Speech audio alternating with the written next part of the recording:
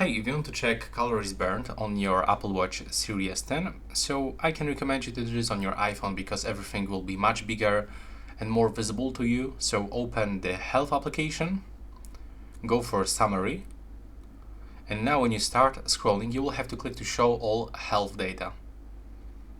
And as you can see right here, you can find activity energy. So that's how it looks for this day, for yesterday. You can check this for today, of course, and for specific time. There's also a short description, and below, when you scroll, you can find the resting energy for all of these days. So this is an estimated of the energy our body uses each day while mini meal. You know what I mean.